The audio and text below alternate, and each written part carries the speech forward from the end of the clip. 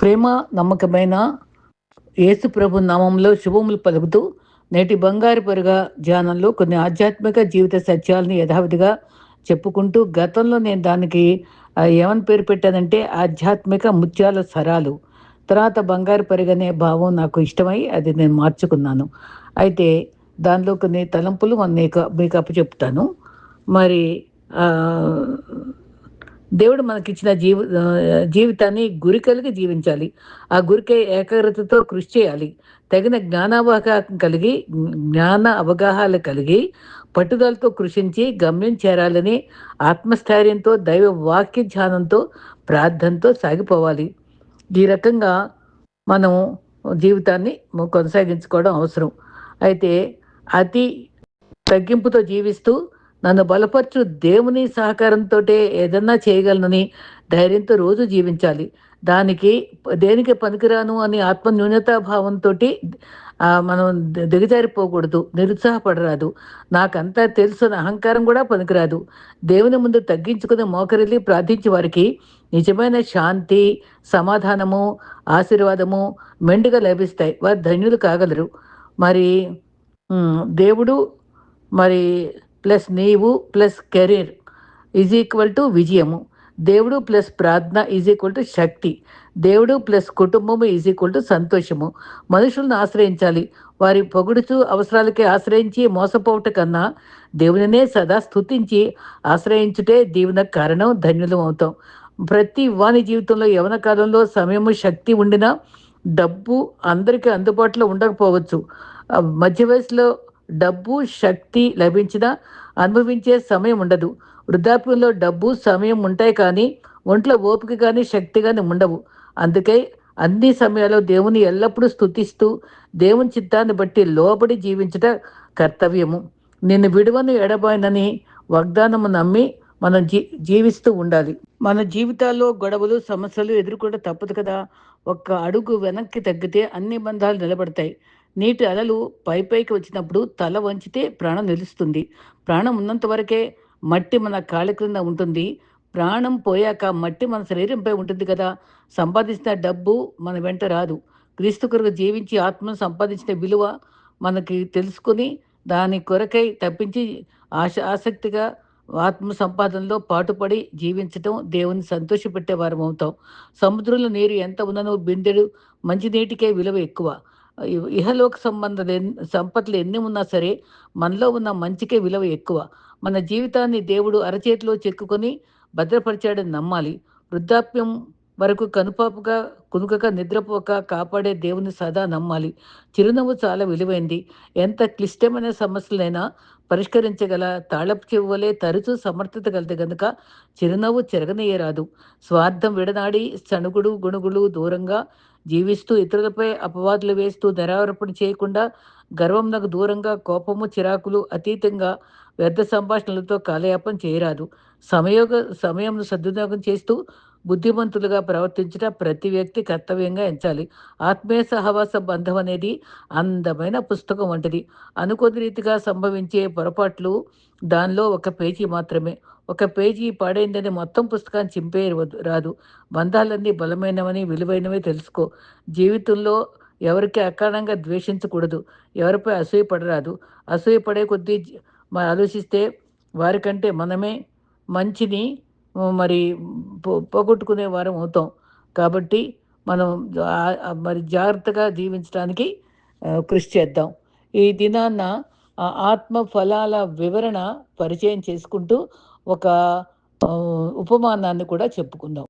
ఈ దినాన్న వాక్య భాగంలో మరి క్రీస్తు చెప్పినటువంటి విలువైనటువంటి ఉపమానాలలో ప్రతి ఒక్కటి అర్థవంతమైనవే. అర్థవంతంగా ఉంటూ ఎంతో ఆత్మీయ మేలును చేకూర్చాయి.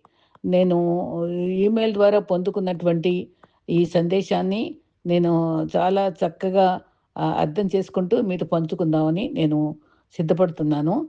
అది ఒక స్త్రీ 10 వెండి నాణాలు పోగొట్టుకొని వెతుక్కుంది, సంపాదించుకుని సంతోషపడిన ఆ అనుభవాన్ని మీతో పంచుకుంటాను. ఏ 10 వెండి నాణాలుండగా వాటిలో ఒక్క నాణెం పోగొట్టుకుంటే, ఆమె దీపం వెలిగించి, ఇల్లు ఊడ్చి, అది దొరికినంత వరకు జాగ్రత్తగా వెతుకుతుంది గదా! అది దొరికినప్పుడు తన చెలికత్తెలను, పొరుగువారిని పిలిచి, "వారు నాతో కూడా సంతోషించండి. నేను పోగొట్టుకున్న నాణెం దొరికిందని వారితో చెప్పును కదా!" అటువలే మారుమనసు పొందుట, ఒక పాపి విషయమై దేవుని దూతల ఎదుట సంతోషం కలుగుదని మీతో చెప్పుచున్నానన్నారు. లూకా 15:8-10 వరకు ఉంది ఇది ఉదంతం. యేసు ప్రభు చెప్పిన ఉపమానాల్లో ఒక స్త్రీ ఒక వెండి నాణెం పోగొట్టుకుంది. ఇంకా 9 ఉన్నాయి గదా! అయినప్పటికీ జాగ్రత్తగా వెతికి పొందుకున్నది. దాన్ని జాగ్రత్తగా దాచుకుంటే చాలు కదా! కానీ ఆమె అట్లా చేయకుండా మన స్నేహితులను, పొరుగువారిని కూడా పిలిచి సంతోషిస్తుంది. ఆ రకంగా మరి తన అనుభవం చాలా ఆశ్చర్యకరంగా, మరి ఆహ్, అంత హడావుడిగా మరి ఇరుగు పొరుగు వారికి కూడా చెప్పి వెండి నాణెము, బ బంగారు నాణెం కూడా కాదు గదా! దానికెంత హడావుడి చేయాలా అంటే, ఆ నాణెం చాలా ప్రత్యేకమైనదే అయ్యుండాలి. అవును. యేసుప్రభు శరీరధారిగా జీవించిన రోజుల్లో ఆ ప్రాంతంలో ఒక ఆచారం ఉండేది. ఒక అమ్మాయికి యుక్త వయసు వచ్చాక ఆమె చెంగుకు 10 వెండి నాణాలు కట్టేవారట. వాటిని ఆమె ఎంతో వివాహ సమయంలో వరకు జాగ్రత్తగా కాపాడుకొని, తను వివాహం చేసుకోబోయే అబ్బాయికి ఆ 10 వెండి నాణాలను అప్పగించాలట. అట్లా కాకుండా వివాహానికి ముందు ఎవరితోనైనా ఆమె వ్యభిచారంతో పట్టబడితే పంచాయతీ పెద్ద నాణాలన్నీ కూడా మరి అప్పగించాలట. అట్లా కాకుండా మరి ఆ నాణాన్ని జరిమానాగా తీసుకుంటారట. ఒక నాణెం తగ్గిందంటే ఆమె వ్యభిచారంలో లెక్కలోకి వెళ్తుందట. ఇప్పుడు అర్థమైంది కదా! ఆ నాణెం విలువ ఎంతో. ఒకవేళ నాణెం దొరకకపోతే ఆమె మీద వ్యభిచారి అనేటువంటి ముద్ర పడుతుంది. మరి దొరికే వరకు వెతికింది. ఆమె సంతోషానికి అవధులు లేకుండా పోయింది. ఇక ఇక్కడ పరిస్థితి కారణం నాణెంది తప్పు కాదు. ఆమె అజాగ్రత్త వల్లనే ఆ నాణెం కోల్పోయింది. ఆత్మీయ శీలము, 10 ఆజ్ఞల సాదృశ్యం, స్పిరిచ్యువల్ ఇంటిగ్రిటీ. పరిశుద్ధ గ్రంథంలో ఆజ్ఞలనేసరికి ధర్మశాస్త్రం 10 ఆజ్ఞలు గుర్తొస్తాయి. అట్లా కాకుండా నూతన నిబంధనలో అనేక ఆజ్ఞలు ఇవ్వబడ్డాయి. వీటన్నిటికిని 10 నాణెములుగా భావించగలిగితే వాటిలో ఏ ఒక్కటి తప్పిపోయినా, ఒక్క నాణెం కోల్పోయినా పరిశుద్ధులంగా ప్రియుడైన యేసు ముందు నిలవలేము. ఆ స్త్రీ తన శీలమును నిరూపించుకోవడానికి ఆ 10,000 నాణేలు ఎలాగైనా అవసరమో, దేవుని ఎదుట మనం నిందారహితులుగా నిలబడటానికి ఆయన ఇచ్చిన ఆజ్ఞలు ప్రేమ, పరిశుద్ధత, విధేయత కూడా అంతే అవసరం. ఈ 3 కూడా మన క్రైస్తవ విశ్వాస జీవితంలో చాలా చాలా ప్రాముఖ్యమైనవి. ప్రేమ, పరిశుద్ధత, విధేయత. అయితే మరి ఆ స్త్రీ 9 నాణేలు ఉన్న ఆమె వ్యభిచారిణి నింద నుండి తప్పించుకోలేదు. అలాగే మనం 9 ఆజ్ఞలు పాటించి, ఒక్క విషయంలో కూడా మరి తప్పిపోతే కూడా ఆహ్, మ మరి ఆహ్, తప్పిపోయినా దేవుని దృష్టిలో మనం ఆత్మీయ వ్యభిచారులమే అవుతాం. యాకోబు 2:10, 4:4. అయితే ఆహ్ నాణెం యొక్క విలువ, వాల్యూ ఆఫ్ ఐడెంటిటీ. ఈ 10 నాణాలు ఆమె కేవలం ధనవంతురాలని చెప్పడానికి కాదు.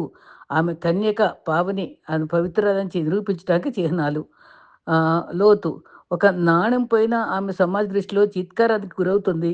ఆమెకు పెళ్లి కాకపోవచ్చు, లేదా వ్యభిచారిణైన ముద్ర పడవచ్చు. ఆత్మీయ మర్మం, దేవుడు మనకు ఆత్మీయ విలువైన ముద్ర వేశాడు. మనము మరి ఆహ్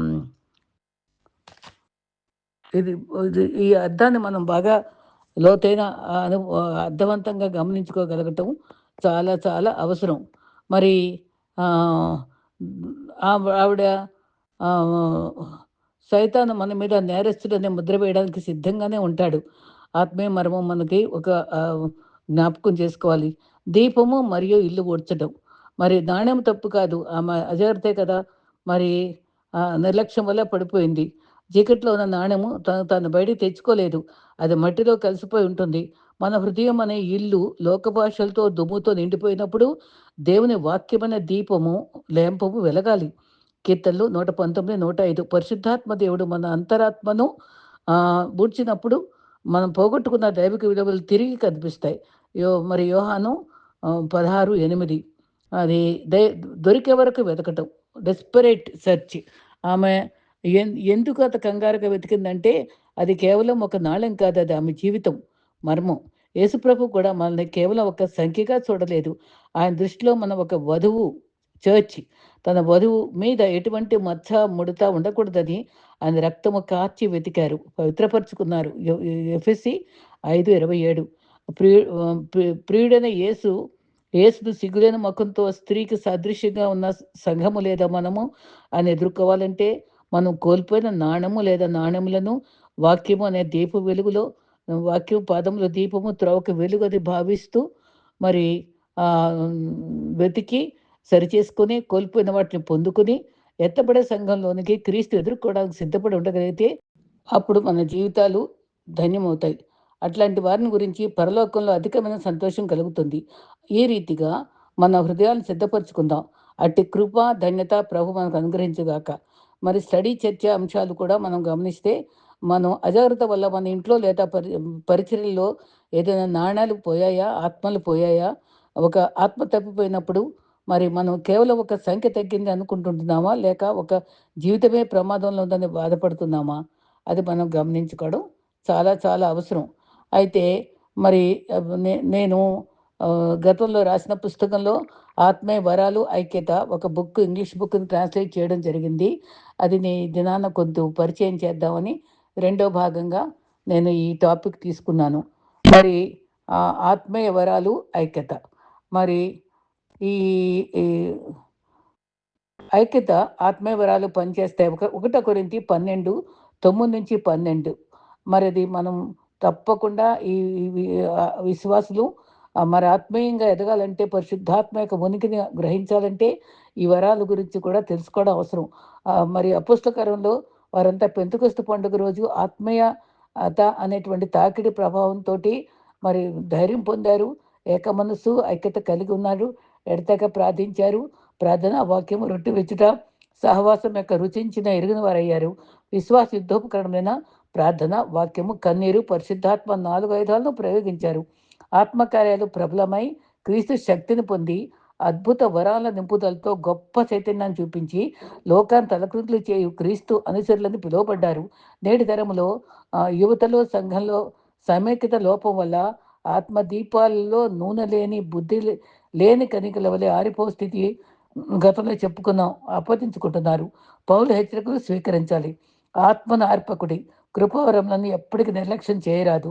పౌలు హెచ్చరించడం బట్టి కృపావరాలు నానా విధాలు, కానీ ఆత్మ ఒక్కటే, ప్రభు ఒక్కడే, వీడి జరిగించేవాడు ఒక్కటే.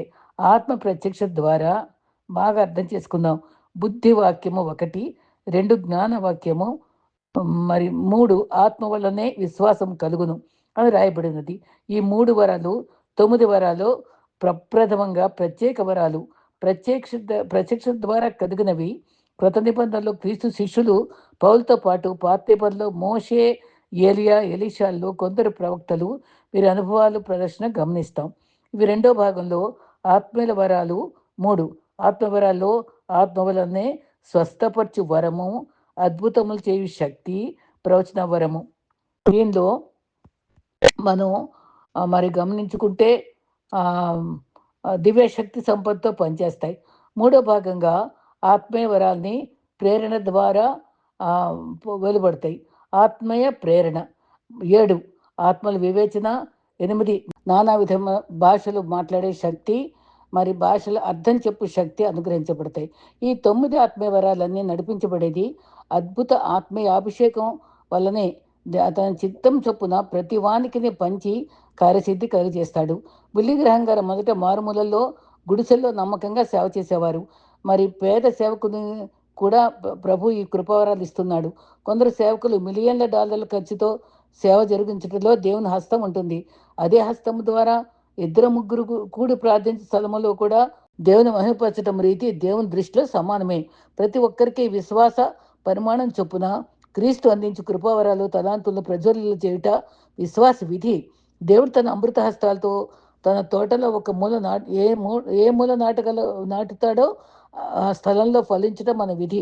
క్రీస్తుతో అంటగట్టబడి ఫలించాలని క్రీస్తు కోరిక. ఆకు వాడక తన కాలమందు ఫలమిచ్చి చెట్టు వలె మన జీవితాలు అనేకులకు నిర్ణయిస్తూ ఏటేటా 12 కాపులు కాయు వారంగా దివారాత్రము వాక్యం ధ్యానిస్తూ ఫలించాలి. ఆత్మీయ వరాలు వీటి వివరాలన్నీ కార్టర్ అనే భక్తుడు తెలుపడం బట్టి ఆయన జతపనివాడకు సామ్రాల్ గారు పుస్తక రూపంలో ఈ లోతైన మర్మాలు వివరించారు. అనేక జనసమూహాలకు కవాతు చేస్తూ, ఎక్సర్సైజ్ చేస్తూ, నిత్య నరకం వైపు మార్చింగ్ చేస్తూ నశించిపోవట చూపించి, వీరికి పరలోక మర్మాలు బోధించి, అనేకులు నిత్యరాజ్యం చేరినట్లు దర్శనమిచ్చి ఆత్మలు భారం ఇచ్చారు. అద్భుత రీతిగా క్రీస్తు దర్శించి, స్వరంతో మాట్లాడి, సందేశాలనిచ్చి, వీరి సేవలో గొప్ప అద్భుతాలను దేవుడే జరిగించి మహిమ పొందారు. ఈ రీతిగా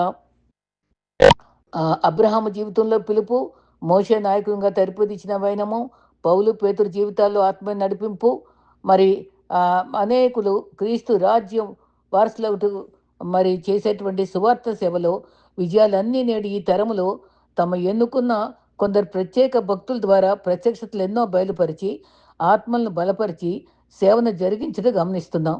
నిన్న నేడు రేపు ఒకే రీతిగా ఉండు దేవుని అనేక విశ్వాసులకు జ్ఞానవరాన్ని, వివేకాన్ని, ప్రవచనాన్ని, అద్భుతాలు, సూచక్రియలు చేయు సమర్థత, సైతాన్ శక్తులపై జయము, అనుభవాలన్నీ సామాలుచే చేయిస్తూ క్రీస్తు మహిమార్థము గొప్ప సాక్షి సమూహంగా నిలుపుట గమనార్హం. ఈ గొప్ప వ్యక్తుల అనుభవాలన్నీ ఆచరణ యోగ్యాలుగా ప్రతి విశ్వాసి ఆత్మ దీపాలని రోజు అభిషేకమనే నూనెతో వెలిగించుకొని నిరంతరము ప్రజ్వలెల్లాలి. పరిశుద్ధాత్మ తత్వం యొక్క ఉనికి. బైబిల్ మొదటి మాటలో దేవుని ఆత్మ అల్లాడుచుండెను, చీకటమయంగా ఉండగా బైబిల్ కమ్మను ఆజ్ఞాపించగా వెలుగు కలిగింది. అది కాండ 1:1. ఈ ఆత్మ ఉనికి క్రీస్తు పూర్వము 4,000 సంవత్సరములకు పైగా ఉండి క్రీస్తు పునరుద్ధానం తర్వాత ఆదరణకర్తగా అందించిన పరిశుద్ధాత్మ శక్తి అందరినీ సర్వసత్యంలో నడిపిస్తుంది. క్రీస్తు చెప్పినది ఏమనగా, నాకంటే గొప్ప కార్యాలు చేస్తారు. యోహాను 14:12. మన సమస్యలు, జవాబులు, అవసరాలు ఎరిగిన దేవుని ఆధీనంలో ఉన్నామని స్పష్టంగా గ్రహించాలి. సర్వాంతర్యామి అయిన పరిశుద్ధాత్ముడు శూన్యము నుండి సృష్టిని చేసి ఆత్మ ఉనికితో ఆయన వాక్కు ద్వారా అంతా మంచిదేనట్టు చూశాడు. దావీదు విలువైన భావాల్లో ఒకటి, నీ సన్నిధి నుంచి ఎక్కడ పోగలను? కీర్తన 139:7. నిజమే, దేవుని దృష్టి సంవత్సరాది నుండి అంతవరకు ప్రతి జీవుని గమనించగల సమర్థత కలిది. ఏ వ్యక్తి తప్పించుకోలేడు. దేవుని ఆత్మ నరునితో ఎల్లప్పుడూ వాదించదు. ఆదికాండము 6:3. అంచెదినముల్లో నేను మనుషులందరి మీద మరి ఆత్మను కృమ్మరిస్తాను. మరి ప్రవచనాలు, దర్శనాలు, కళలు పొందుతారు. మహత్కారాలు, సూచక్రియలు జరుగుతాయి. ప్రభు నామము ప్రార్థన చేయవందరూ రక్షించబడతారు. అపోస్తలుకార్యం 2:17-19. నేడు మన జీవితంలో జరుగుతున్నటువంటి అనుభవాలన్నిటిలో మనం గమనిస్తే మరి ఆత్మీయమైనటువంటి ఉనికి మనం నిర్లక్ష్యం చేయకుండా మరి దాన్ని అనుభవపూర్వకంగా సరైన జ్ఞానావగాహనతో మనం దాన్ని గ్రహించుకుందాం. మరి వీలైతే రేపు కూడా ఇదే అంశాన్ని కొనసాగిద్దాం. ఈ పరిచయాన్ని మనం అంతవరకు మనం మరి మనసులో ఉంచుకుందాం. మరి నాణ్యం గురించిన తలంపులు, ఈ వరాల గురించినటువంటి పరిచయాన్ని ఈ దినానికి మనము ధ్యానిస్తూ ముందుకు సాగుదాం.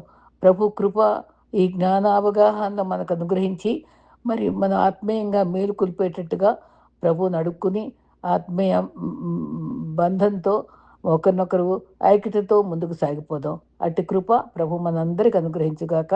ఆమేన్.